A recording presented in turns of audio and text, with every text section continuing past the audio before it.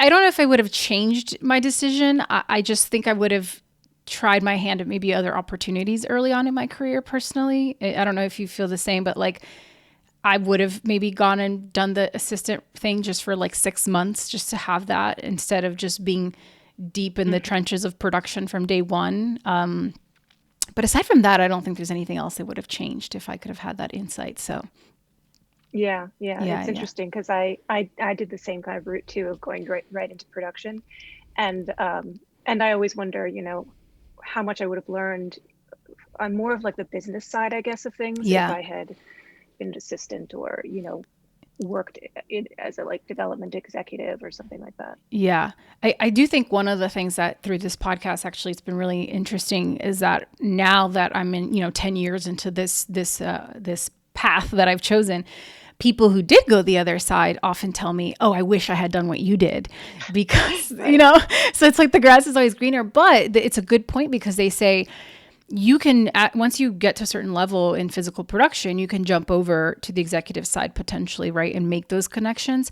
But for someone who went up the development side, for them to understand what we do, they kind of have to start as a PA really to understand it from the ground Hmm. floor, and they're not going to do that. So there's an experience, part of the experience they're never really going to have, and a deep understanding of the production process they'll never really understand because I don't blame Yeah, them. If you've it's true. invested a Hmm. decade, you're not going to go make minimum Hmm. wage to, you have to be really, really passionate about production. But so much incredible things are happening for you and for Nomadland right now. And it's funny to be intercepting you at this moment when, you're sort of at the height, I'm sure, of your life's work culminating to this moment. So I actually think it's perfect because people have this misconception, that when you get to be at that level, when you get to have an Oscar nominated film, that somehow, I don't know what they think. I want to just take it back to the beginning of how you discovered this business and at what point you found that producing was a thing that one could do for money.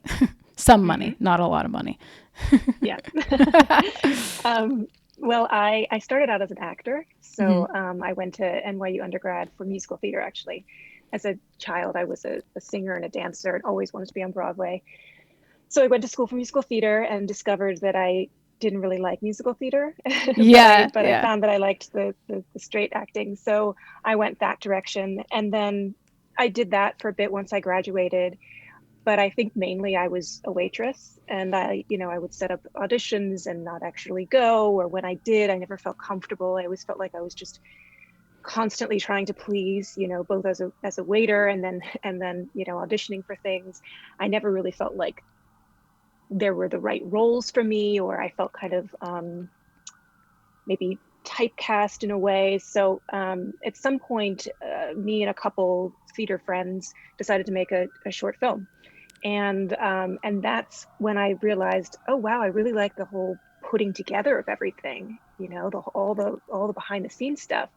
And it was a little bit later in my life, and so I thought, I can't start from being a PA and move up in that way. So a friend of mine was at graduate film school, and she suggested, why don't you apply for film school? And so I did. I did not think I was going to get in because I didn't have any experience in film, Yeah. but I did, and then going to NYU, I went back to NYU for their film. Couldn't stop giving them all my money. Um, I discovered that filmmaking, that I truly loved it, and I think that it's something I could just, even when I was like editing, because we learned everything, I could just sit and edit for like 24 hours and still love it, and I was like, Yeah. okay, this is what it's like to really really love something. Yeah. And so you, but at what point, like when you got into film, did you understand then that like this is the producer role and then that's what they do within a team? And like what made you lean into that versus, for example, directing, right? Where you still get to put it all together in a way. Obviously, we know it's different now, but at that time, how were you able to discern that? I think that I like was naturally inclined to produce because there's a part of me that's always like,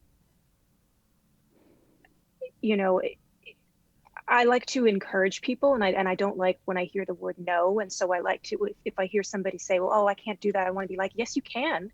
And I'll show you how we can make sure that this Yeah, happens. yeah, yeah. So, so I think that kind of like, you know, tenacity type of part of me lent me toward being a producer. And I also just like, I would get so inspired by my classmates and want to, you know, help them create their visions, what they have in their minds. Yeah. And so then you go to film school, you graduate, then what happens? So I went directly into producing features, and I was able to do this because I continued to get student loans. Wait, like you years after there's a thesis period after you have your Mm. coursework at NYU. That thesis period is much shorter right now, but when I was there, it was 2 years, but I extended it, I think, like 2 more years. Hmm. And I honestly don't think I could have jumped in and started making features if I didn't have those loans, because with the first features, you're not making anything. Yeah. Um, but yeah, I just jumped right into And this was in New York still? yes. Mm-hmm. And how did you come across these features? Were these fellow students you had met while at NYU that you were making their projects? Yeah, it was my classmates. Yeah. And Mm-hmm. so were you kind of just taking not whatever came your way, but sort of like using that as the main pipeline at the time? Or did you have any inkling of like, well, no, I've been already on the other side of film school. Like, I think these are the kinds of stories I would prefer to tell. Or were you just like, here's an opportunity, I'm just going to lean in? I mean, they were specific choices to work on those projects, Yeah. and they were, in many ways based on the filmmaker, and just people who I thought just had a really interesting point of view and way of seeing the world. So there were projects that came my way that I didn't feel were right for me. Um, so, but it was all classmates that I had either worked with, like produced their shorts, or had been around them as they were working. So I also knew kind of like how they worked. Yeah, I think it's an important note. A lot of people who listen to the show are sort of at the beginning of their journey in our business. And we often say, like, look around. The people that are next to you right now are probably the people that are going to be part of your immediate network as you're coming up. And I think that's such an example of that, of the relationships you create, these bonds early on, that they can grow to become these really wonderful creative collaborations. But so at that time, what was it about certain filmmakers that you gravitated to? A boldness, like a riskiness in their voices, a fearlessness. Yeah. I mean, obviously, it still seems to be very much the case today. When you look back on your career with some of the people that you've aligned yourself with, it seems like you don't shy away from sort of going off the beaten path, you know what I mean, and doing things in a very non-traditional way that I think we learn in the business once you're in it long enough. And you said this in one of your interviews. It's like, once you do the thing that you want to do in your own way, Hollywood comes calling and goes, wow, this is great. But no one's going to give you permission to do the thing in that way, because there's a system that's built. And if you don't fit in that system, it's going to be really hard to play ball with these guys. And it's such I think, an interesting planting of the seed at that time for where you are today, obviously. Mm-hmm. So after this first feature experience, how was that so different for you? Your first feature, in the longevity you had to have for like having the stamina for a feature versus maybe some of these shorter projects at school. What was that time like for you? Well, yeah, I mean, there's the whole part of it of like having to raise the money. And then there's the whole part of it of trying to get it out there into the world. Like the pre-production and the production, I kind of saw it as like, I'm making like 4 or 5 shorts all this, right Yeah. after one another. But the whole process of raising money, financing was new to me, and it's taken me a really long time to establish relationships with financiers. When I was first coming out of school, I had no connections. to rich people or to production companies with financing. So my first few projects were a lot of crowdfunding, grants, um, and, uh, and going through different programs like IFP, or now the Gotham, their Market Week. Film Independent has their fast track program. So I started doing those things in order to get to know the players in the field, people that could help me actually make the film. However, that was, even then, like I think about like Songs My Brothers Taught Me, Chloe's first film. Yeah. Thank God we had so many grants, because financiers just door closing after door closing after door closing. I'll never forget, like, one of the pitches, it was at Fast Track to this company, and we pitched the film and showed pictures of Pine Ridge Reservation, beautiful, and some video clips that Chloe had taken, and then they were just completely silent and had like nothing to say. and I, basically I think what they were thinking, because then what other people would say to us is, well, there's no real audience for this, a film with non-actors on a reservation. And so we had to figure out how to make the film with very, very little means. Yeah. And I think that that's part of what, in a way, that's, I think, what was part of how Chloe and her DP Josh created their style, came out of necessity in many ways. Yeah. And for myself, it was just very eye-opening as to what the industry deems commercial. Right. I think it's interesting you bring that specific example up, because in doing my research, I found a video where you won the Cinema Unbound Award recently, and Chloe presented the award, and she actually talks about that very thing from her perspective, right? When she found out that you guys had lost the financing again for this project. And she says it was one of the darkest days of her career, but then she called you and she said, hey, we have this amount of money. What do we do? And your response, you were excited and you said, we're going to make this movie. We're going to figure it out. And she says that your enthusiasm is what instilled, that faith again in her, for her to continue marching forward. It's the mark of a great producer. It's let's go, let's find a way, let's push through. There's always a yes somewhere, and I just love that you've built this really long working relationship with her. And this isn't just a passion project that you had that now has gotten to this level of success with Nomadland. Like this is a relationship you've built over a decade with this person, and you can really feel that. And so many people come to me and go, I just need a producer. I just got to find a producer. There's a bit of a desperation in that. And I always caution people to be so careful, because you don't just need a producer. You need the right producer. It's a marriage. It's very much a long haul with just one project. I don't know if what could have changed in that moment had you been like, well, you're right. Let's wait. Like, let's be practical about this, instead of just saying balls to the walls. Let's just go. And I think it speaks volumes to that boldness that I think you seek in your filmmakers. You have yourself as a producer. I never thought about it like that. It's very true. It's a boldness that it's got a a little bit of, I don't want to say naivete, but it's like that thing, if we knew how hard it was on the other side, we probably wouldn't have done it. Like that ignorance is bliss. And I think that makes for the best creative collaborations, and from what I've observed through these wonderful conversations I've had with people like yourself on the show. So, okay, so you make your first film. You obviously use a lot of support to do that through these programs that you mentioned, which I'll link to because they are wonderful programs, many of them still around today, for people who are getting in and trying to understand how the heck any of this gets put together. At what point did you get to this next tier of your career, if there is such a thing, where you felt like, okay, I've gotten these kinds of projects with this kind of budget level under my belt, and I'm ready for this next challenge? There was a point where it was only a few years ago, when I was developing Swallow with Carlo Mirabella-Davis, and a project came along to me, a $1 million project for me to line produce. And I had never just fully line produced anything. Because my projects were so small as the producer, I was also line producing. And I also had never done that budget level. And so,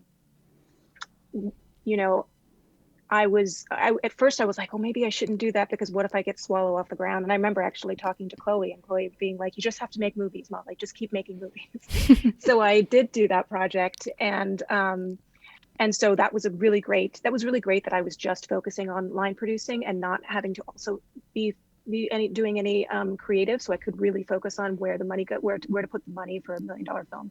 So that was the first level up, and then from there I started doing projects more in that range.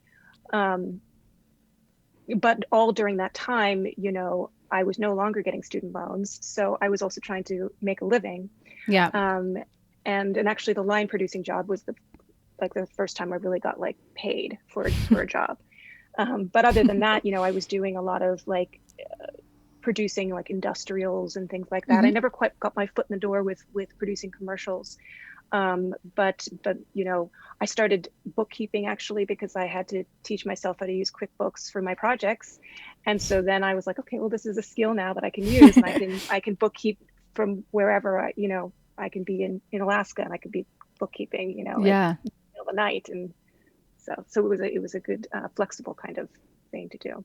One of the things I talk about a lot is the difference between the different producing titles, right? And the producer credit is such a big deal, as we know, especially when you get Best Picture, only certain producers, everybody's always like, what does all these producers do? And as someone who has come up line producing as well, I often thought, oh, I missed the boat. I haven't developed these relationships with filmmakers. All I do is just line produce.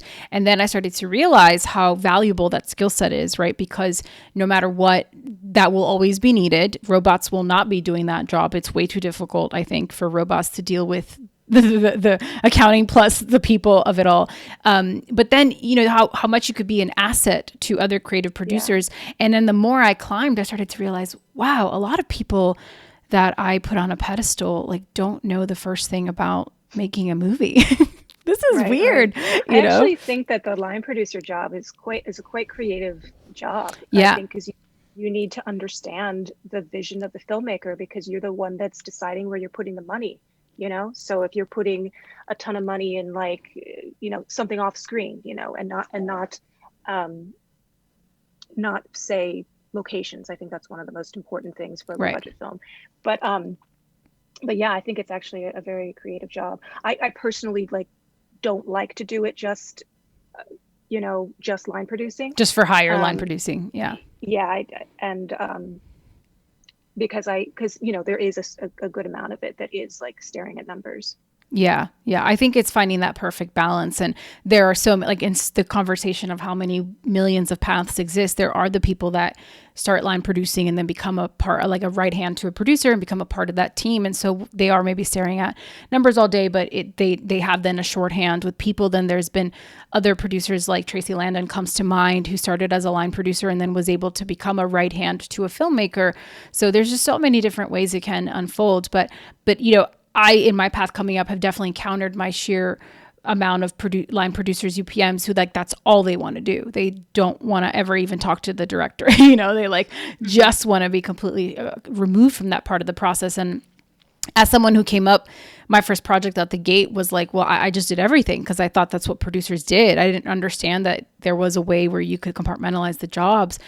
I've always yearned to be close to those conversations and then support wherever I'm meant to support, depending on my role in that particular team. And so I say that because sometimes people have that skill and they can think, well, I don't want to just do this one thing. But I think there's a lot, like you said, there's a tremendous value in that. And in terms of sustaining a life financially while you're pursuing your creative projects and developing stuff, which takes, God, forever, you could actually have a cush kind of, sort of landing pad for that while you're doing that. I very much did what you described, where I was doing branded commercials, anything I could get my hands on for money, but also it was really good practice. It was these little sprints to prepare for the marathon that is features, especially indie features. And I also think the smart thing is for anyone listening who does want to consider that, is you then amass the kinds of people that when you get to go make your feature, you want to bring with you on that journey. Because now you're like, okay, I dealt with this person for 3 days and they're insufferable. I could never deal with them for 3 months. And then you sort of get to like shape your team and build that network. And that's how I get to ask that question a lot from people on the commercial side. How do I get into film? How do I start doing that? And that is really where it comes from. Like you just kind of start from where you are and build from there out. But so that very much a tangent there on my part. So then you've been mostly freelancing for a long time, and then you went in-house at one point in your career before The Population. Is that right? Yeah, I had, so this was after that line producing job. This company, Game Changer Films, which is a equity fund at the time, it only financed narrative features directed by women. There's a new version of Game Changer now. Yeah, that FE. Broader. Yeah. And so the Minette was running that. Minette Louie was running that, who then would become my business partner. And Derek Wynn, who is now also my business partner, he was helping her run it. And he's also a filmmaker. And so he was going to go to Vietnam to make his first feature that he wrote and was going to be directing. And it was going to be like about a year of him being away. And so were looking for somebody to fill that position temporarily. And so I got that job, and that's actually a good example of finding out about jobs. It was like through other colleagues. So when at Game Changer, they were looking for somebody to replace him for the temporary time, but weren't going to like put out a big ad about it. So I think that that's networking and staying involved with the people in the business, I think, is important, because those are the people who are going to get you your jobs. Yeah. So I started that, and it was a really interesting experience, because for the first time I was getting the opportunity to look at a project through the lens of the financier. And in the past, I always chose my projects by, I love this filmmaker, I'm excited about this story, and just jump right in, not thinking about like what's commercial, like what will sell. And so I had to think about that then, and like getting a sense of what the market is like. That was something I hadn't paid attention to really. So it was a real wonderful learning experience. And that's also then where I started to work with Minette and really came to love working with her, respecting her. And so then when it came time, and that was like, I did that, and toward the end of that stint, as was actually when I went and did Shop the Rider, and which then ended up, I think that film was the film that sort of like changed things for me in a sense. So, but yeah, working with Minette was then how I knew that she would be a good partner, and I asked her to be on board with me to produce the film Swallow. Yeah. And Minette, who's been on the show, so if you're listening to this, please go listen to her episode. She's got an incredible journey as well to share. But so just to back up for a minute, when you had that insight into what the buyers are looking for, how did that shift your perspective as a producer? What were the biggest takeaways? Well, first of all, that they don't always know, because something that can look like the riskiest thing on the page can actually have the highest return. So there's no real science to it. Great. Like The Rider, like no one wanted to put money into that, and then they should have, because it actually is like one of the few films that I have made that made money. And so, but I recognized that genre was something that people were interested in, still telling like movies with real gravity and things to say, but that wrapping it sometimes in a genre can interest a financier. However, I did see like a lot of projects that came to us where it seemed like they were trying, like the project wasn't really meant to be genre, and they were trying to make it genre in order to attract financiers. So it's whatever the film wants itself to be. But yeah, I think that what I learned was, I learned also of like, what is this the right budget for this type of film? This scope of film, like how much of an audience do you think it's going to have? Does it need to have a smaller budget? That was something I started to think about. In the past, I was just like trying to make movies for as little as possible because I knew I wasn't going to be able to find the money. But then projects were coming to us where we did have the money to fully finance something, but was it the right budget for that film? Yeah, and there is a sweet spot. Yeah. Mm-hmm. And I think there is a sweet spot in the indie side of things where you want to make it for the right amount that it needs to be made for, but the least amount possible up front, because you may not know what you're going to be able to sell it for on the other side. I have one of my projects that I've been developing, and it's been really interesting to have those conversations and have to, we want to make it for 3, but really the market demands we make it for 1.7. Like, without really making creative concessions, how do we do that? And how do we structure this to set us up for success? Because yes, you want to support the filmmaker and the creative process and the production process, but if you make a movie that is not going to sell or make any money back, then do you get another shot at it? Especially with female-led projects. Notoriously, if a female-directed film doesn't do so well, they don't get a second shot at batting, so a really, really important point there as well. Do you ever, I guess it was just a year, so you knew you had an out date, but you weren't like, oh man, how do I do this? And I have all these things on my slate that I still want to do, but I'm now under the mandate maybe of another company and what stories they think I should tell. It sounds like it was maybe more of a little bit of a masterclass in a year, and you weren't just going in-house and forever potentially. Yeah, I could do my own projects on the outside though. So, I wasn't having to, my projects, I didn't have to choose them. Oh, that's good to know. To fill their mandate. So like the writer was outside of Game Changer.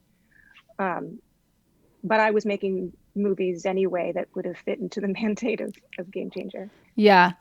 What was it about the intersection of you, Minette, and Derek that you think formed this really interesting team that obviously then when you guys went on to form The Population? I think we all have very similar goals as to like the kinds of projects we want to make. So we're doing not just feature films now, but also TV series and podcasts. And we're all, I think, looking for the same type of thing, which is what I said earlier, was somebody like a storyteller, filmmaker with a real point of view. Something to say and some urgency to say it, maybe a different kind of way of stylization or how they make movies. So I think we all had that similarity. And then we were all, hard workers. So like, it's so important, to find collaborators and partners that will work as hard as you do, Yeah. And sometimes that's hard. And so, yeah, I think we were aligned creatively, and then also work-wise, we had a similar kind of way of looking at how to work. And how would you say your taste has evolved, I guess, since you started to where you are now? Well, now I'm able to articulate what I look for. Before I was figuring out what my taste or my brand, so to speak, was. So I think it's still kind of a lot in the same types of projects, but now I can identify, and I can and that's helpful too, because when I'm considering projects, I think about that. I think like, is this really something like something I've never seen before, or is this filmmaker really an interesting filmmaker, or am I just in love with the script? Yeah. And so what is that thing now that you've been able to define it? Is it just those 3 questions for your taste, or would you say Mollye Asher is the producer who does blank? I think that, I don't know if there's a one word blank. Yeah. Or if a sentence. Yeah. Because you were saying you feel like now you have that a little bit more clearly. So what would you say that is? That I'm the kind of producer who takes on bold and sometimes risky projects. Yeah. That have something to say in an interesting way, and hopefully in a way that's somewhat commercially viable. Yeah. Well, yeah. Where do you think your boldness comes from? Have you always been this way, or was there a part of the process when you went to NYU and kind of was in this big city that you had to find that inside of yourself? Well, I've always been a very quiet person, shy. When I was younger, very, very shy. Spent a lot of time, I had like close friends, but otherwise I was like by myself writing bad poetry. And so, but I always felt, I think inside, I can remember thinking this in high school that you guys, I have something that you don't realize it. Like you're not really seeing actually like I can be somebody, but it was just all inside. And I was, I think, too scared to let it out. Didn't feel like people really saw me for the potential that I might have. So it took time to really believe in myself and like let that part out of me that I always felt that I had inside. Yeah, which is interesting that then is that what drew you to acting, the sort of like permission to get to step into someone else, right? And you don't have to be the shy version of you. You can be whomever. Is that kind of what? Yeah, that was definitely part of it. Yeah. Yeah. And is there a specific like season of your life then when you felt that shift where you got to lean in a little more into this boldness that was always inside of you, where that was awakened and you were like, oh, this is the thing. This is it. Yeah, I remember at NYU, and I was doing Ivana off the Chekhov play, and I was playing Anna Petrovna, the dying wife. Yes. And I'll never forget my acting teacher. We were doing a performance, and he went and like took my arm and walked me to the stage. And in that moment, I felt like, wow, he really sees something in me. Like he was treating me like with such respect. And that's when I felt like, okay, so I am being seen, Yeah. So, I think it was slowly encouraging things like that when other people are able to, when you feel seen. Yeah. I think it's interesting that seems to be an interesting through line in a lot of the projects you seem to be attracted to, like giving people an opportunity to be seen. I mean, I haven't, to be perfectly honest, I haven't seen all of your work, but in the few projects I've seen, obviously Nomadland, there is a lot of that in your work. And I think sometimes we're not even aware of it ourselves. It's only when we look back and sort of connect the dots that we can zoom out, because we're so deep in like the trenches of doing the thing that we don't have that time to be so self-reflective. But that's it. That's interesting when you say that. It just popped in my head. I wonder if that's...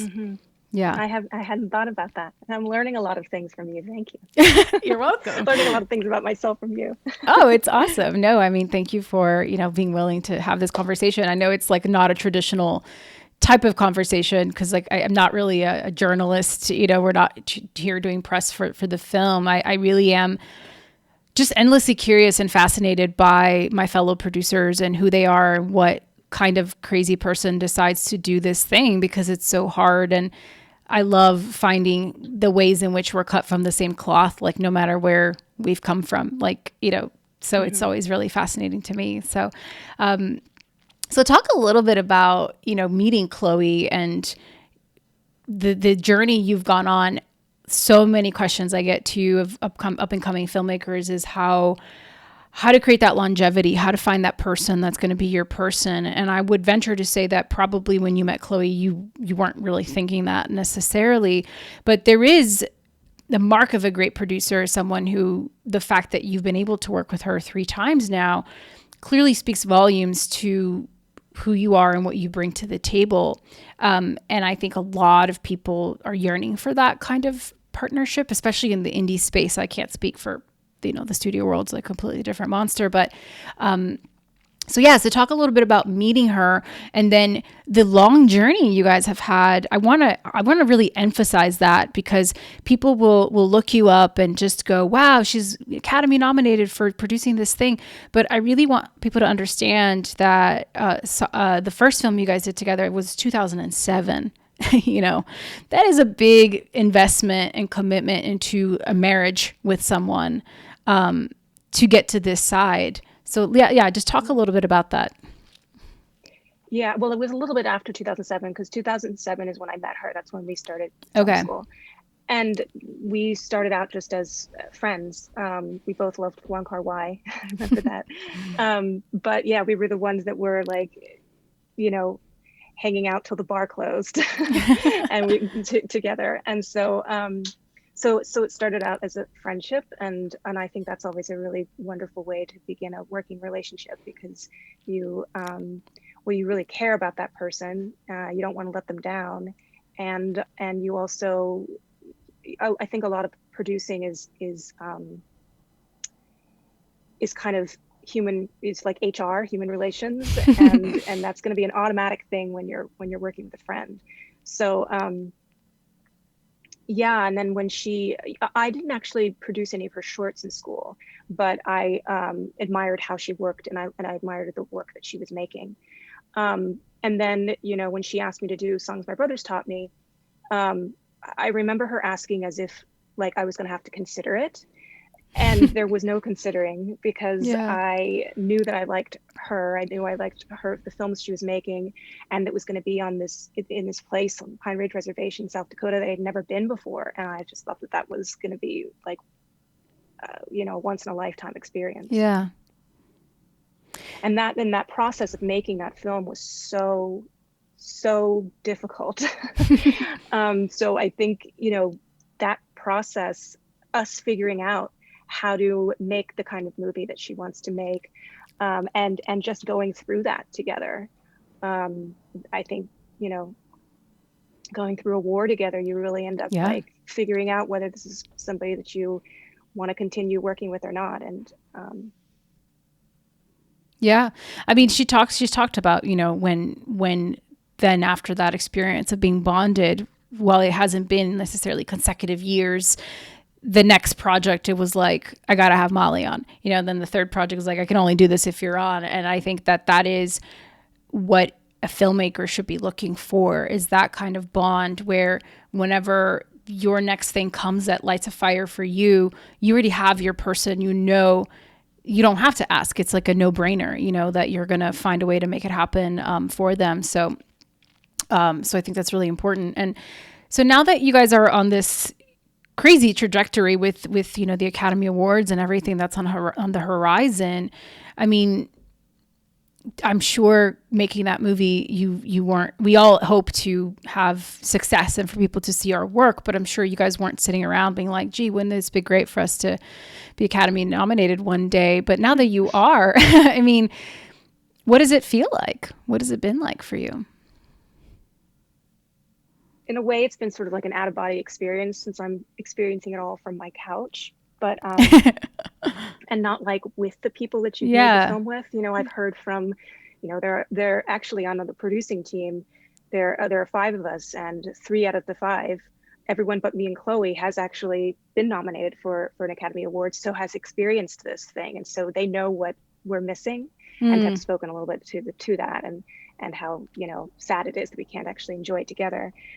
But you know, I'm just so excited that a film like Nomadland is getting this kind of attention, because it doesn't fit into a box, and I hope that it inspires other filmmakers. Yeah, I can only imagine it will. I mean, it's definitely one of the most unique pieces of art I've seen in a long time. And as a producer, it was just like, I cannot wrap my head around how you guys were able to pull this off, and how you were able to, I mean, just get these real people to go to some really real places in such an authentic way, where it really does blur those lines between doc, you know. And I think Minette did such an incredible job too with I Carry You With Me, where I knew nothing about that when I watched it, and I got to the end and I was like, what? Wait, these are real people? Like, it just blew my mind, you know? So it's so admirable how you guys were able to do that. And I mean, there's enough out there on the process of making the film and how you guys were able to get that. But when you look back on the process of making that project for you, what was one of the biggest challenges that you saw and you went, I don't know how we're going to do this, but I'm going to find a way? There were a ton of locations. Yeah. So, like, I love doing locations, but it was just like a huge number. And so at first it started out that I was the only one doing locations. But then when we realized it, we brought on another person.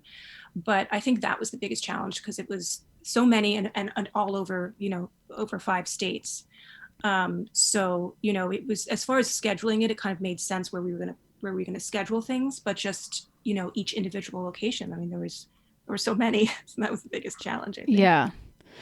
Yeah, well, you guys obviously pulled it off beautifully. That's the thing. Like when you watch a film and it just feels like effortless and easy, that's when I'm like, oh, this shit was really hard. I just know it. So I just want to commend you. It's such an incredible film. As we wrap up, I do want to talk a little bit about, I've been really transparent on the show and with the guests that come on and the people that hear me yap about this, and I think it's a really important topic of self-care and really navigating the ups and downs, because this is a lifestyle. This is forever for most of us, and we have our reasons for doing it, and it's, not for the faint of heart. And so I'd love for you to talk a little bit about some of the lulls that you've gone through in your career, and what kept you going, what kept you in the game, kept you motivated, kept you pushing through and showing up. And not conversely, how you continue to fill your well to show up and be the best version of yourself as a person in this world, who can then give so much to your fellow filmmakers and the people around you. I agree. It's very important. And I teach producing at Rutgers University, and my last lesson of the semester is how to keep going. Because I want the students to know that they're going into a very difficult profession. But there are ways to make it easier on yourself. And for me, I remember this one point where I was developing, like, I think 3 projects at the same time, also like having a hard time finding work. And I just remember just getting like, I just couldn't do anything because I was just so overwhelmed with it all. And my sister flew in she was at the time with my parents in Miami, and she flew up to New York, and because she could tell that I was just really in need of some kind of something to get me back moving. Yeah. And I think, and she did, and she helped me just kind of like organize things in my mind for some reason, because I was so overwhelmed, I wasn't scheduling things for myself in the way that I could before. But I think it's so important to have people around you, family and friends, who will listen to you and who will encourage you when you're down. That to me has been like the most important part of continuing, even when it's hard. And other fellow filmmakers, like I think that it's really important to, even when it's tough, to stay in the industry, stay in the networking, go and have coffee with somebody. And not only because they might be the person getting your next job, but also you can share what's troubling you, what's difficult, and then you'll see that it's difficult for everybody, and you can help one another in that way. Yeah, I remember actually Rebecca Green. We were at a lab together as mentors, and she said that she does photography to like do something that's like outside of filmmaking, and my fiance actually recently bought me a piano. I think that's something to as a producer, like maybe go and do something else that's not in the business. Yeah. To open your mind and your heart up a little bit during those difficult times. Yeah, because we can live and breathe this because we love it so much, and sometimes that air is a little toxic and we just need to breathe some fresh air, kind of just get like take a deep breath. On that note, what do you love about producing? I love so many things about it, but I love the collaboration. I love like, like I said earlier, making something that seems impossible possible. I just find it incredibly gratifying to do that. But I think it's really the collaboration. Like there's nothing like being on set and seeing everybody working toward one vision. Yeah. And also adding to it, like that every person that's part of a project makes that project different than it would be without that person. Yeah. And I love that aspect. I love it. Well, I thank you so much for sharing this space with me and the listeners. But yeah, I just want to express tremendous gratitude to you for taking the time out of your day to come and chat with me and share a little bit of insight into your journey and your path. Yeah, thank you for having me. Of course. Thank you so much.